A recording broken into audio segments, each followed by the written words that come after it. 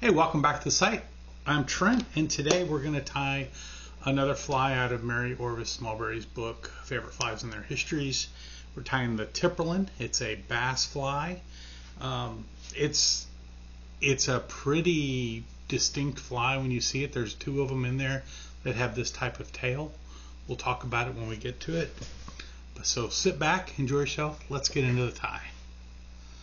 Alright, I'm going to be using I think this is some 6/0, just some white thread, and I'm using white because, as we've kind of talked in the past on my ties, this has a white floss body, so using a dark color would really darken up that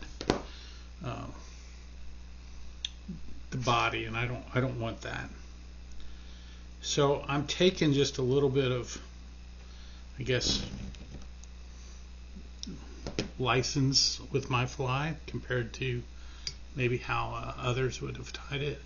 I'm actually using some oval silver twist. It had a tag on this fly, and you know what, I'm gonna back that up just a little more. I think that's about where I want the color to start.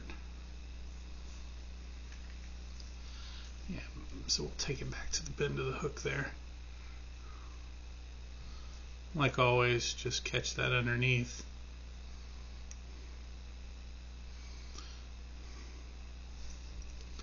So, tie this in, come under or the top. And I'm only going to put in a couple wraps of this. So that's 2. I think 3 is all I need. So I'll back the thread up to there. Catch that underneath.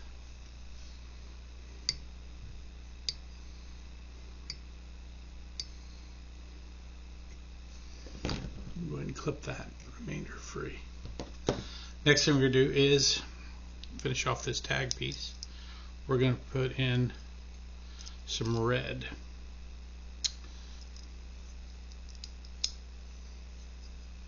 So the red I'm using on here is just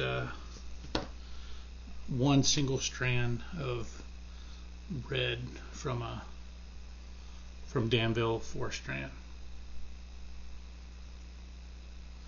So just put that in. Lash it down really good. And then I'm just going to make my wraps going backwards to the twist, and then come forward.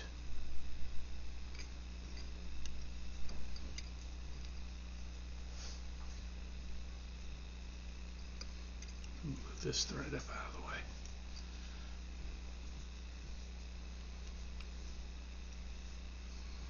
I'm just going to give a couple of extra wraps right here. Now generally, when you're tying in these sections, go ahead and put some extra wraps. Go forward farther than you think you're going to want to go. That way, when it comes time to put in the next sections, you have plenty of material there. You're not going to cut yourself short and end up with a weird gap. So this fly has married, or not married, but goose for its tail. So the first section we're going to do is this is a goose shoulder. I have a right and a left, and I'm just going to cut off, and I want about, I'm going to say 4 pieces of each.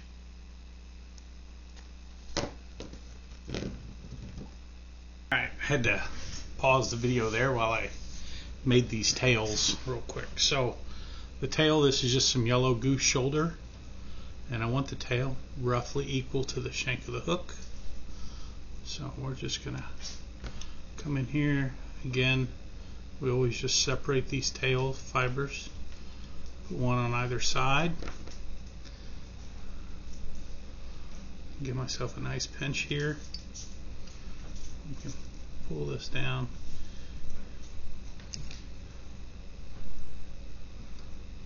Just a nice loose wrap, like so. And we're gonna pull this up just a little bit. We don't want it all the way on top of the shank of the hook, but we do want it up just a little bit more than it is. Ideally, I'm looking for almost like a tent shape. See that? See how it's tinted? That's what I'm looking for. So I will take that. Oh. You gotta be careful with these slips though. They'll move on you pretty quick. Come underneath like so, clip that free. Now usually I'd worry about a bump here in this space with a tinsel body, but I'm actually going to put in a butt of black ostrich, so that's gonna hide a lot for me. I just want to come back far enough so on the underside I don't have a weird space. So the next part we're going to tie in is going to be the red.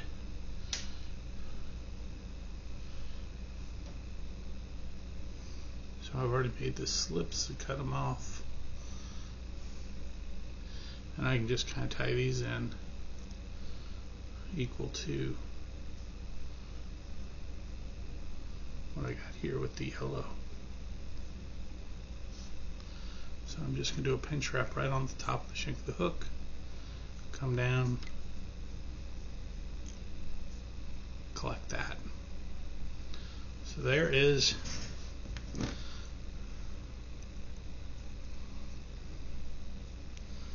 that portion of the tail. Alright, we're not done with the tail yet. So now one of the things that makes this fly, and there's a couple other in her book that makes these so odd, is this feather right here. So this is not a feather you can buy. This comes off of, I'll post a picture up here, it comes off of the back of a mallard drake. Okay, this is right at their tail feather. So if you look at it, you can see this feather's got a real wicked turn to it. Like that's flat on the shank of the hook. You can see that turn. So we're gonna have to work through that.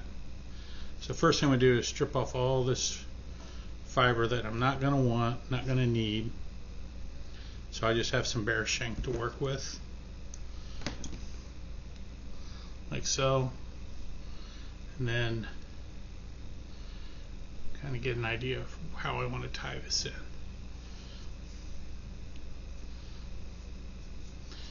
Now this isn't like other feathers that have got that weird curve that you're going to want to really work to straighten.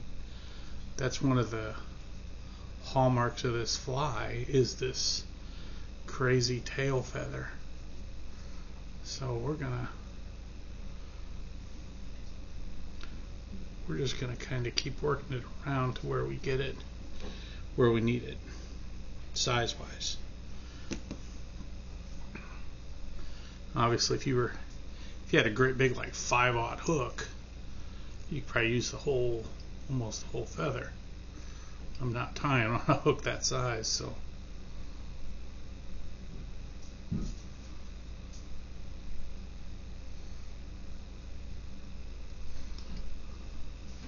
you can tell it kicks just a little bit. That's just the kerf of this feather. There's not a lot I can do about that.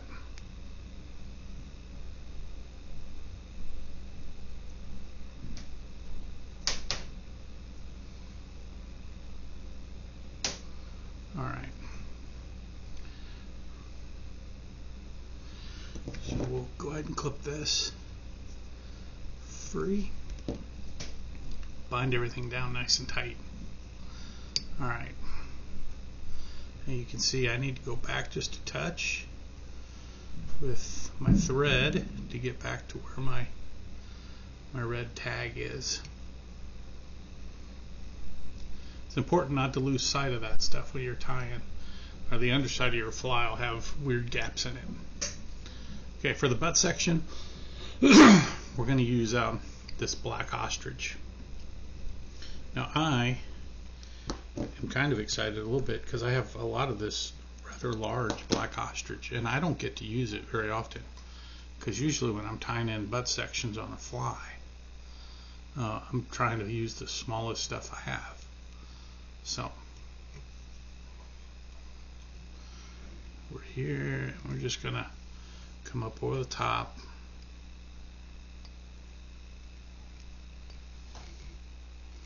Make our wraps.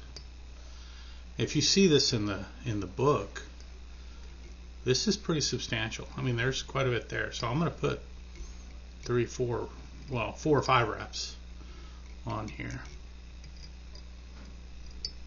Whoop. See that? It caught the edge of my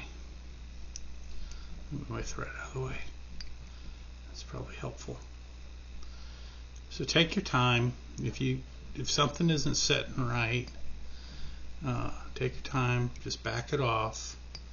This is supposed to be a enjoyable hobby, so don't make it something where you're getting upset and angry and yelling at your hooks and stuff. Just relax, slow down. How does that look on that side? Everything's up. See underneath? See that little white piece? That's exactly what I was saying I didn't want to do. So let me back this off. And these are flies that I'm tying that are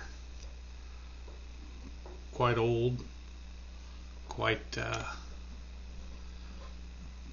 not a lot of people are tying them anymore.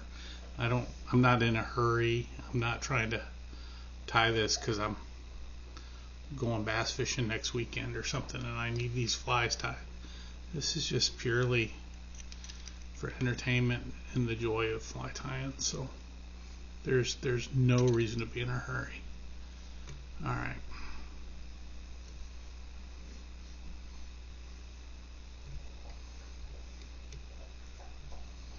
And we'll clip the remainder of that free, like so.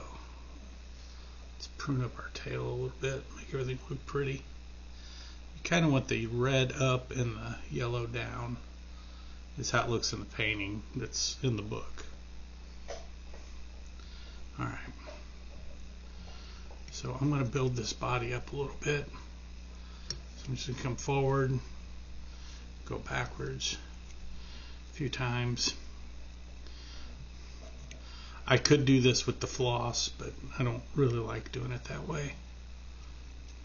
And you notice I'm not going all the way to the eye. Don't crowd your eye, give plenty of room there.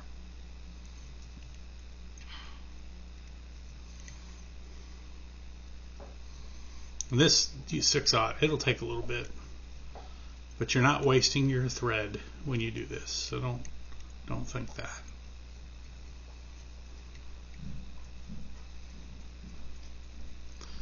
I just want a little bit of a taper.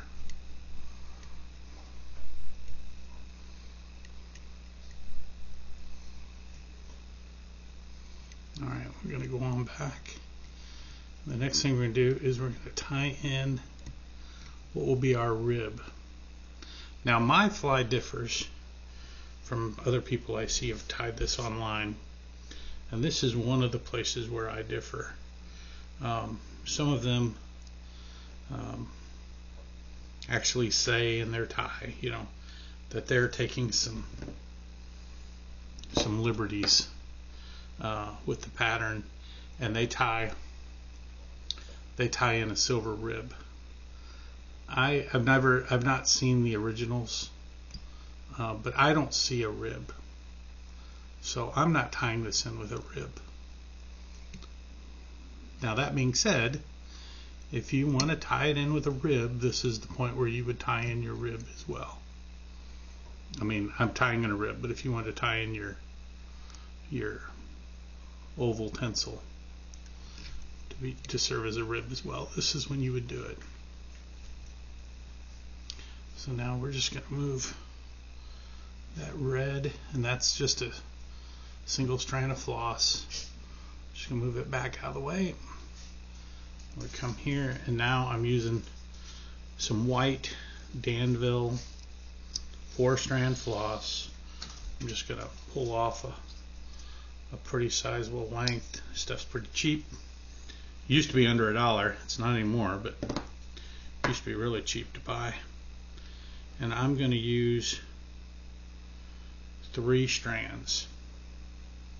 So I'm just separating out one. I'll save that for something later. I just wet the ends just a touch. It just makes it easy. And as always, old habits. I like to tie on the underside of the hook. So now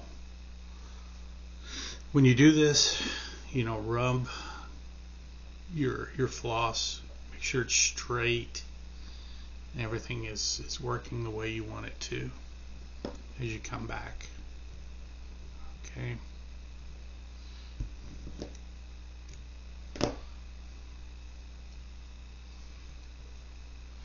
You don't want this to twist on you. If you have a varnishing tool and you think, oh, if I get a twist, I'll burnish it out, it may not all come out. So I really suggest just try to keep it as clean as you can as you tie it on. So these wraps, they may be a little hard to see. Let me check the camera. I'm basically just doing touching wraps going backwards.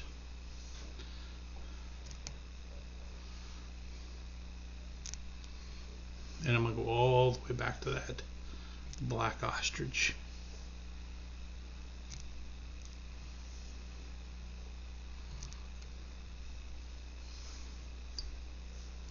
Now I'm going to come forward. Now when I come forward, I'm just going to overlap just ever so slightly.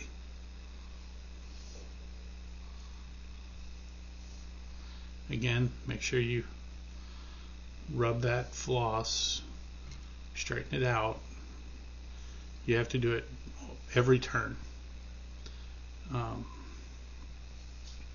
because if you don't, as you're tying, this floss will take a twist, and then you'll end up with a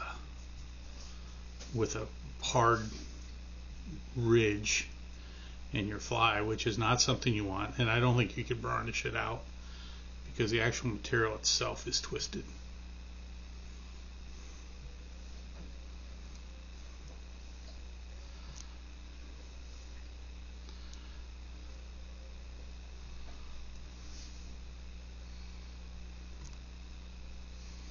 So we're going to come up here and we'll be finishing off the body of the fly, at least the white floss portion.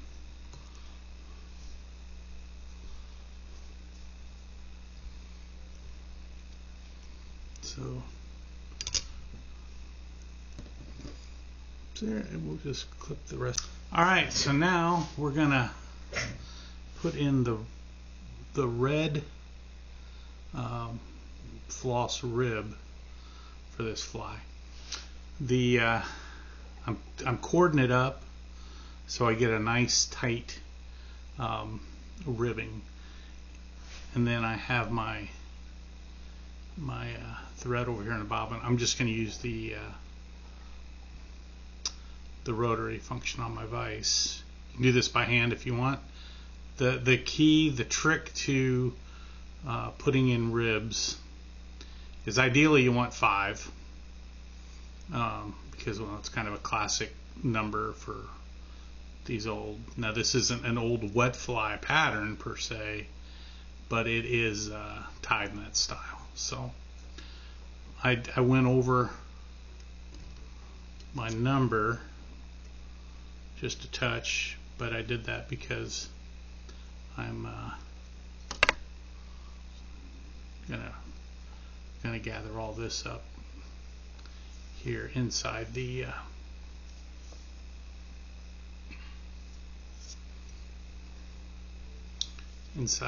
darn where the tying point for the throat and the head, or the wing and the head, now that will be. So there are our ribs. See how that looks on camera? See that real well? Right there. All right. Constantly hitting these tail feathers, so I'm putting that together. It's funny, from this butt back, I've got 1, 2, 3, 4, 5, 6 materials, and probably the first 1/4 inch of this fly, and that's more material than most modern flies have on them altogether. So I'm not saying anything good or bad either way. I'm just making an observation.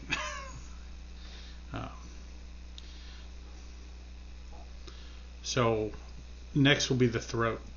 So like I just said, I'm tying this in kind of a wet fly technique. So in a wet fly technique, you'd put in the throat before the wing. So I'm going to go ahead and do that with this fly as well.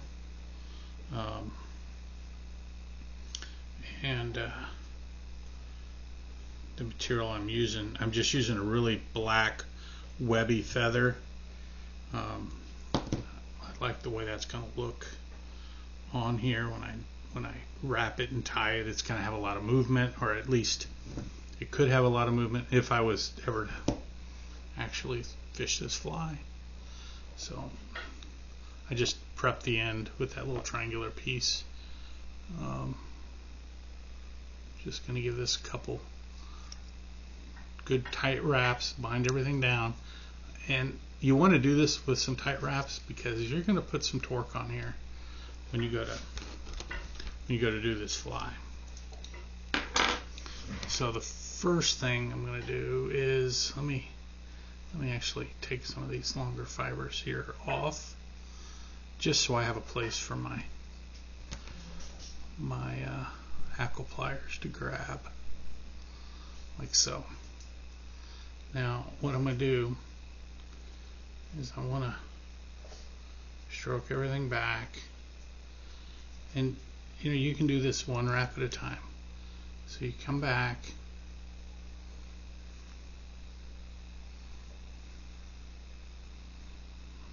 just lay those fibers over, do it again, just hang on to your fibers, make a touching wrap side by side.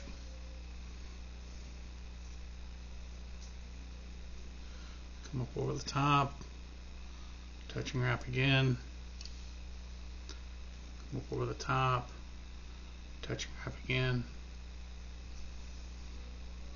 till you get enough material there that you're going to be happy with your throat. So I'm pretty happy with what I got there. So I'm going to just come up, move that feather forward, and just come down. Doing it this way should give you a pretty good tie off and clean clip when you clip the feather. I have a few errants there. Alright. So I just want to clean back a little bit. I'm just going to wet my fingers just a touch, and I want to pull down just to get these things moving in the right directions, like so. Now if I hadn't corded up my rib right now, all this movement I'm doing grabbing this body, I could cause some problems for myself. So by cording it up though, I got a nice tight wrap there of material. So I'm just gonna make a couple back wraps over just to get that material where I want it. So now we just go and come in on the top. If you've got a few that are being unruly, this is a good time to just clip those off. Like I always warn, be careful, because you, just like giving yourself a bad haircut, you can give this fly a bad haircut. Alright, off camera I've taken quite a bit of time sizing my feathers to what I want, and so here we go with what I've done. And I'll hold it up. Let me see if you all can see that or not. Check on the camera. Yeah. See on the bottom, I've got a few more fibers that I've pulled away than I do on the top. That's so it'll sit down. It won't be kicked up like this. So I'm just going to kind of come in, give 2 loose wraps for placement. Alright, I can see it's on my side of the shank. It's not really doing what I want. So let me back up. A couple more loose wraps. And then I can put it on top of the shank of the hook, like so. Now I've sized this so it'll sit right inside the curvature of that mallard feather, which is really what I wanted. So it's not over. I could still mess this up. So these are just loose wraps to hold that wing in place. Okay, and then I can give it a little more, but I don't need to give it a lot of torque. I mean, it's 2 little feather quills is all I'm holding in there. So we're here. I'm gonna go ahead and pull out some line and give this a whip finish. 1, 2, 3, 4. I'm just moving up the head.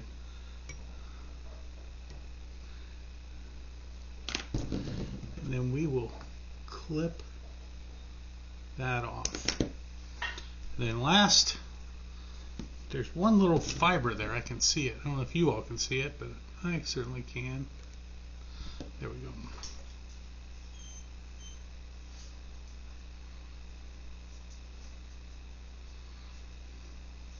Always take time, you know, primp your feathers up, make them all look nice.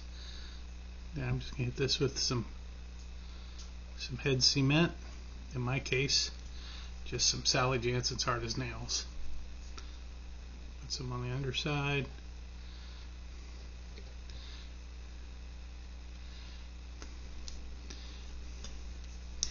So there it is. There is at least my version of the Tipperlinn from Mary Orvis Marbury's book, Favorite Flies and Their Histories. This is an old bass fly. So if you enjoyed watching this or this kind of content, you know, hit that like, subscribe, follow, whatever that is you need to do. I really enjoy this style of fly tying. I do this occasionally. I'll put out some more modern flies because I've had friends ask me if I could show how to tie them. But I appreciate you watching and staying the whole time to see how we finish this fly off. And until next time, I'll see you around the vise.